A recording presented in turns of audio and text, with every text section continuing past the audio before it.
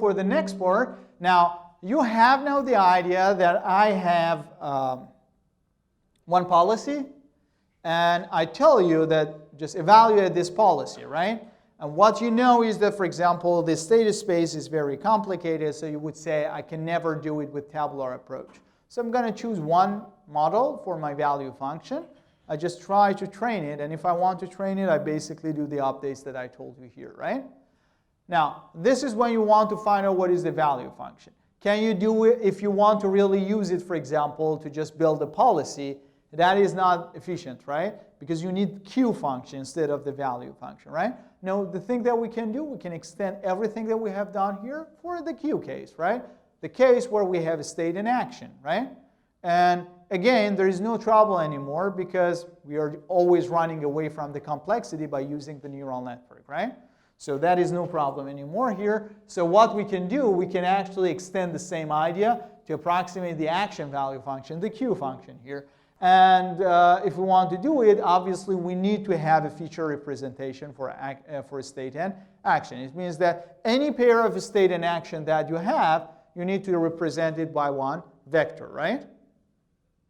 Clear? So one thing, so this is basically the feature representation of your action state pair. So one state and action is going to be represented with one potentially high dimensional vector of features, and the thing that is going to happen is that you are going to have this Q network. So given the state that you are in, you would say, okay, I have a bunch of actions that I can do. For every single action, I have one representation, right? That representation X is telling me what is the state and what action I am doing, right? And giving that to the Q network, that Q network is going to tell me what is the value that I'm going to get after doing this action in this particular state, right? That is an estimate of the value I'm going to collect towards the end, right? Everybody's clear? So now, one thing that we typically do in practice, we don't really like feature representation, individual feature representation for every single action to be just separately given to the network. What we do, as I told you before, we are still thinking about discrete space of action. So you're still going either right, left, up, down, right? We'll later in two chapters, we're getting to the point where we can also work with continuous actions. But right now, I'm still thinking of discrete actions, okay? And if you think about discrete actions, now, I could say that I am in this state. Well, if I go this side, I'm going to have the first representation. If I go this side, I'm going to have the other representation. If I go up, I have another representation. If I go down, I have another representation, right?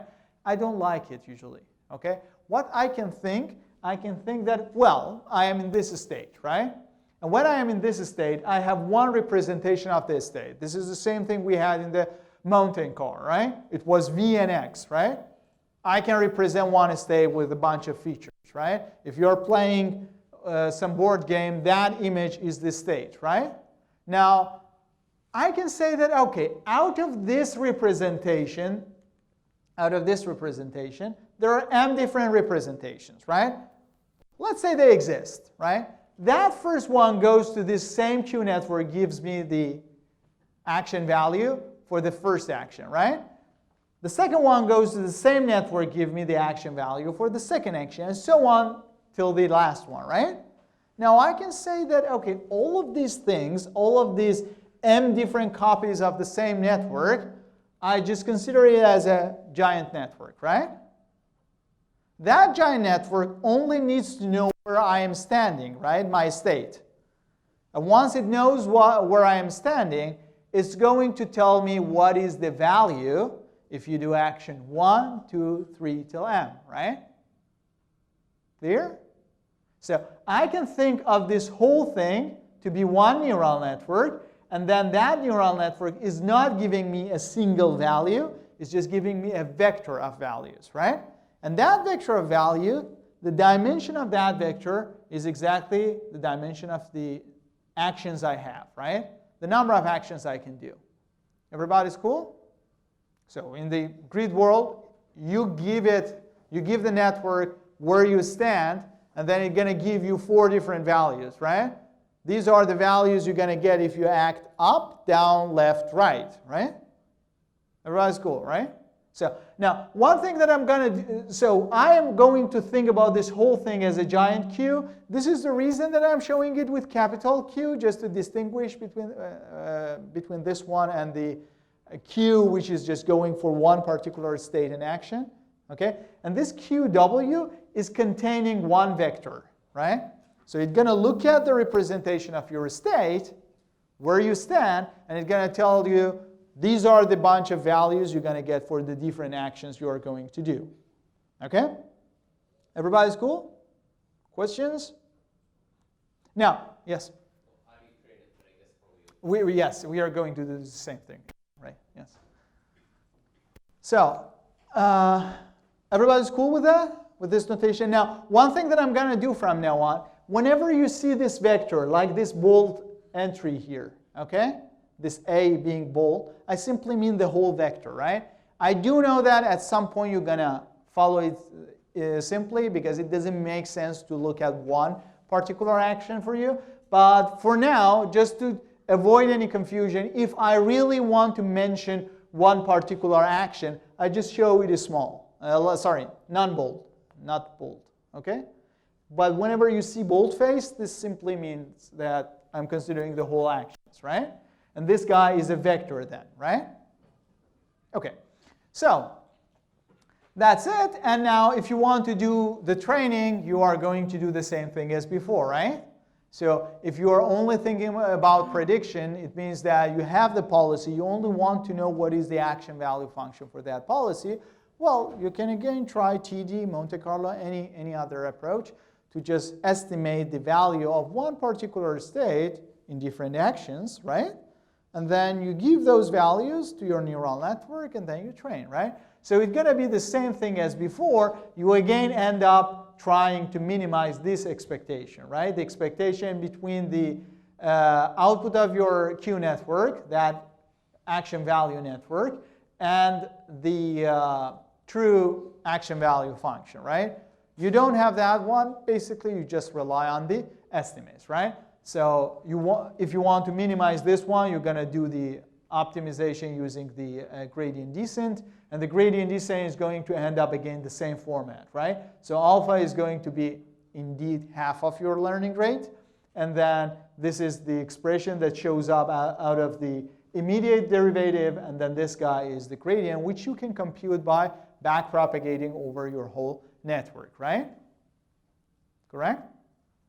Now, doing that, you can again use Monte Carlo or TD or anything to just find an estimate of this term Q pi, which you don't have. And that's it. That's exactly the same thing as before, only with the action also showing up here, right? So say, for instance, you have one sample trajectory. If you have this sample trajectory, how you can build your samples? Well, for the value network, you had state and the sample return, right? Say you are using Monte Carlo. You had a state and sample return, right? Now you would say, OK, I have a state, action, and sample return, right? State, action, sample return. These are the samples that you need, right? And then you replace it inside the expression you had. Instead of expectation, you average over time, right? So that's going to be the case. If you just do it with mini batch, this means that you just do one sample, right? So after every pair of a state and action, you get one sample, right? This is the sample return, and then you subtract it from the corresponding output of your Q network, right? So your Q network is going to get the representation of this state. It gives you m different values. You select the value which is corresponding to action AT, right? Everybody's cool, right? You don't care about the other values because you have not done those actions, right? That is what you try to estimate. This is the sample estimator of your return. You multiply with the gradient, and that's it, right? And that gradient, again, is computed by backpropagation. It starts from AT output. It just goes backward all over your network to give you all the gradients you want, right? Everybody's cool? Okay, so if you use TD, you replace that GT simply with this guy, right? So you would say that, okay, instead of GT, I would just collect the immediate reward plus the value that I'm going to collect from a state st plus 1 on. And how can I compute that VW? How can I do it? Can I compute that one? If I have just a network which is computing the action values, can I compute this V value, the value of this state? I can do it. How can I do it? Average over your policy, right? Average your policy. So your Q network is going to give you the action value for all actions, right? And if you average all of those values with respect to your policy, that is going to be your value, right? So you are able to compute this value. If you are in one particular state and you want to know what is the value of that state, well, you have your Q network, right? That Q network is looking at your state and giving you the value of all possible actions, right? You just multiply them with the corresponding probabilities inside your policy, and that is the value of this state. That's cool? So with TD, again, you can do it as before, right? Okay, great. Now,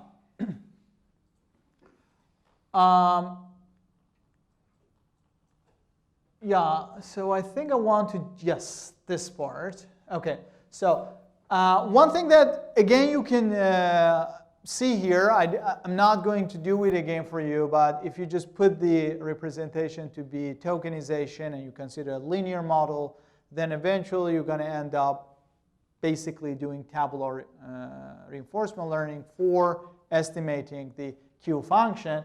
And now this idea that I told you, that you can always extend whatever you have done in the tabular case to the case with function approximation, you can actually do it very easily.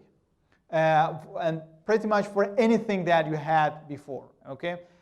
I don't guess that many things that we discussed going to be needed too much in future, but just to give you one sample extension, I am going to go through the case where we are doing TD lambda, right? And I want to show you that that idea of eligibility tracing that we talked before, okay, that was essentially just doing the moving average on your gradient.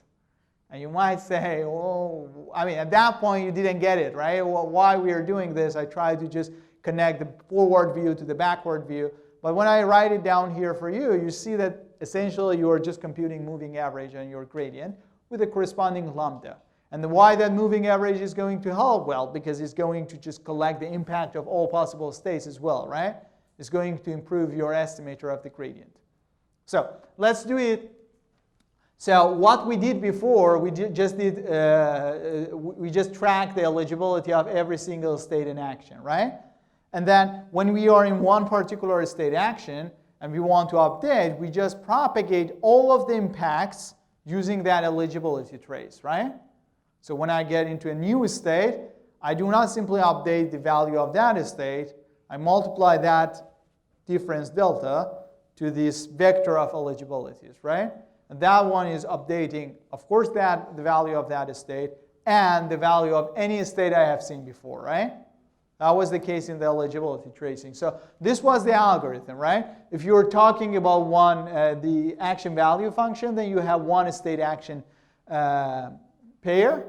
Then for every single pair, you had one eligibility value. You initially start with all of them being 0, right? And then each time that you see one state and action pair, you're going to give or add the eligibility by 1, right? Then when you go to the next time step, first you just multiply everything with this factor, which is smaller than 1, right? So you're just suppressing all the eligibilities, and then you add 1 to the new state in action that you see, right? Everybody recalls that, right? Okay, so now let's see how this guy interprets in terms of function approximation.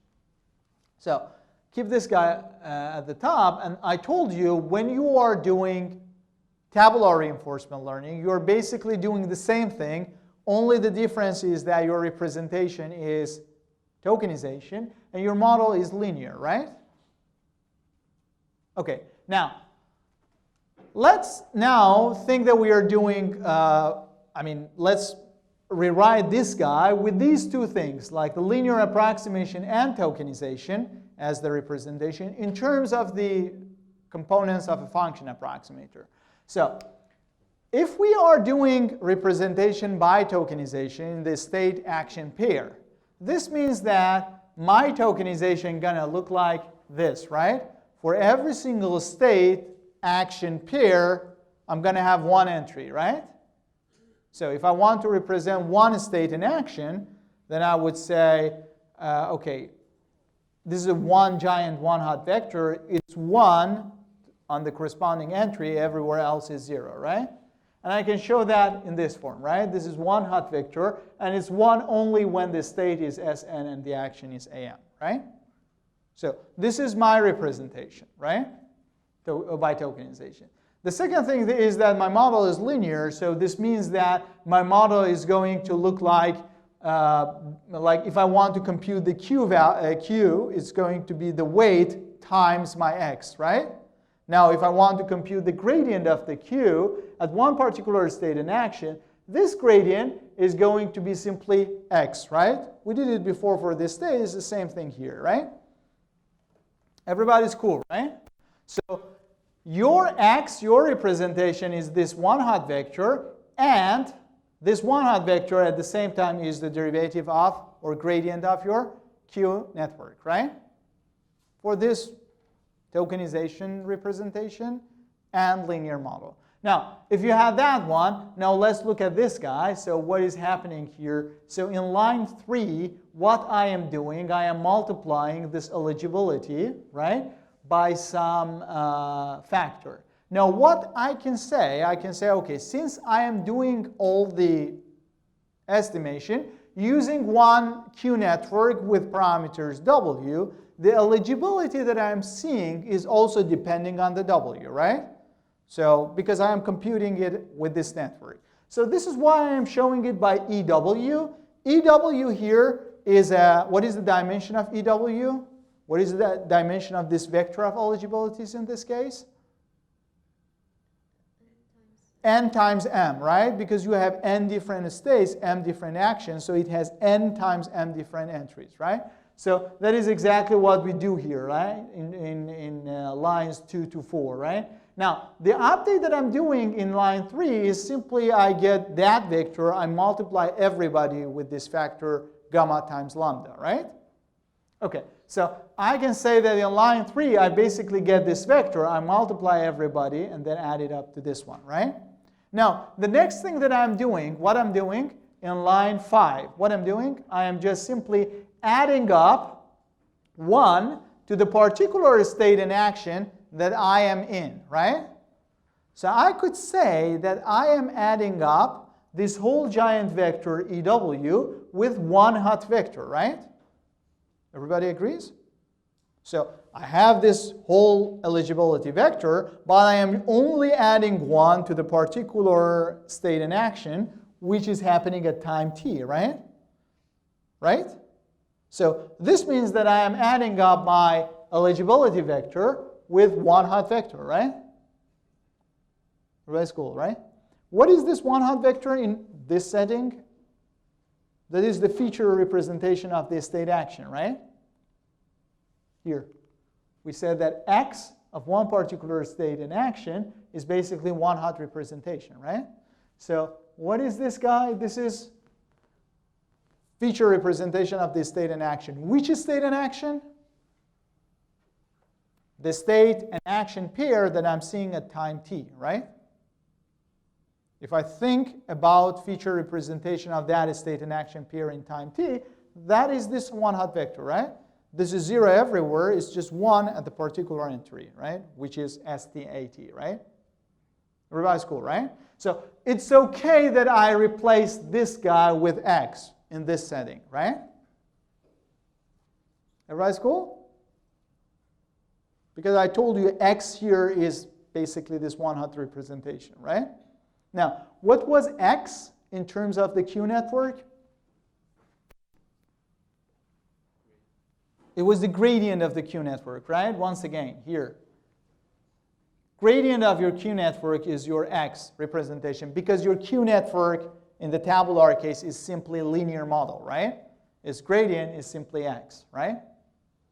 Everybody's cool? Yes?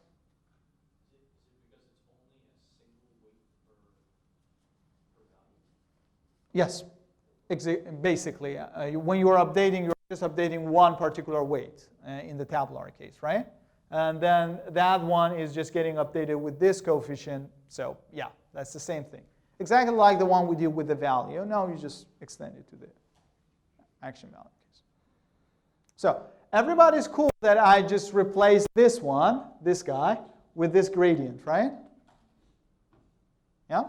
In this particular case, I can just replace this one with this gradient, right? So what am I doing now? When I am doing eligibility tracing, I start with some eligibilities which are 0, right? That eligibility vector is of the same dimension of my gradient or my feature representation here, right? But say the same dimension of my gradient, right? Now, I start with a vector of zeros, then that is the same dimension as my gradient, and then each time that I go on and I compute a new gradient, what is it? Sorry. No, sorry. So each time that I go on and I get a new gradient, then I just multiply this vector with some constant smaller than 1, right? And then add it up with the new gradient that I get, right? And again, I get this one. Next time, I multiply this whole sum with a new scalar smaller than 1, add it up with the next gradient that I get. What is it? It's basically moving average, right? It's like computing a momentum, right? When you are training a neural network, instead of using your sample gradients, you can compute the momentum of the gradients, right? This is what Adam does, for example, right? Correct? So that's the same thing, right? So you basically did momentum there without knowing it, right? And that one made sense from a statistical point of view, but computationally, what you were doing, you were basically computing the momentum. And by computing the momentum, you were somehow keeping the impact of the previous observations on your actual update, of course, because those gradients are still updating your model, right? So the gradients of the time S0 and A0 are still updating because you are keeping it inside your moving average. So what you can say basically this whole eligibility tracing approach is nothing but computing this momentum, this moving average, right? Every time you get your gradient, you just scale it down, and then you add it up with your new sample gradient, right? And you keep on going in time. But the good thing about that is that it's giving you this exact choice of that scaling, right? Or that momentum coefficient. This is exactly gamma times lambda, right? Okay, so moral of the story, eligibility tracing that you're doing is nothing but improving the quality of your estimated gradient. And yeah, you can simply use this one instead of the tabular eligibility tracing to put it inside your training loop, and then you train your neural network using eligibility tracing, right? So this is going to be the case when you are doing both eligibility tracing and function approximation with TD lambda, right? What you're doing, you start with your first episode. You collect one episode, one trajectory, and then each time that you want to update, at this particular point, say S0, A0, you only look at your next time, right? So at the next time, you have this particular S1, so you get the value of S1. And out of that, you can compute this delta. This delta is corresponding to your TD0, right? Your TD0 update. Now, you also compute this gradient. This gradient is the gradient of your Q network, right? If you didn't want to do eligibility tracing, you would not do this line 7, right? You right away go ahead and you just update your weight with this alpha times this delta times the gradient of your network, right? But now instead of doing that, you're just updating your eligibility tracing vector, which is basically a moving average of your gradient. And then you update with that moving average, right? This is a more robust update. This is somehow reflecting the impact of all previous time on your update. Everybody sees that? Questions? Okay, no question. So yeah, this is the last thing maybe I can show it before I wrap it up. So if you, for instance, do this mountain tracing, car mountain. If you do this car mountain with mountain car, wow, mountain car. If you do this mountain car using tabular reinforcement learning, right? This means that you're eventually going to just grid your state, which is velocity and locations, right? And for that one, then you start to just estimate, right? And then if you do that, you're going to end up with such an estimate of your value or action value function. So here what you see is the location. What you see here is the velocity. This is the value, right? And then you need to grid these locations because this is continuous, right? You want to make it discrete. So you are going to grid, and you're also going to grid here, right? And for every single small cell of this velocity location grid, right, you have one specific value, right?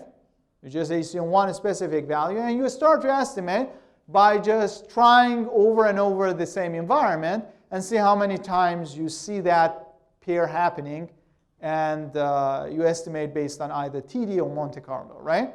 Now, if you do that, there are a bunch of locations, there are a bunch of points here which you don't see them, right? If you do a finite number of samples, you do not see them simply, right? Because those particular locations or velocities are too extreme to happen, right? This means that they are going to remain zero. Some other points are being seen more often, right? And because of that, you get a better estimate, right? But at the end of the day, the value function you get is significantly spiky, right? It's being like good at some points, at some other points is absolutely zero because you have never seen them, and you started from zero. And at some point, it's just randomly somewhere because you have seen just a few samples, right? Whereas if you do it using instead of putting that linear model, you just put a neural network, right? And you don't do this tokenization representation, you do a better representation. Then you're going to get this one, right? This is a smoother function, right? Because that function doesn't necessarily need you to see every single point to be able to give you some non-zero value, right? It somehow matches the true value at some particular pairs of location and velocity. And for the rest of it, is somehow expanding given that architecture of the neural network, right?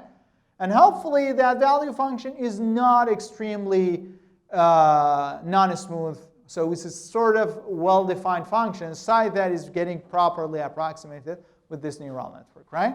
But this guy is a much better approximate as compared to this one. This even shows up more significantly when you do the training. When you do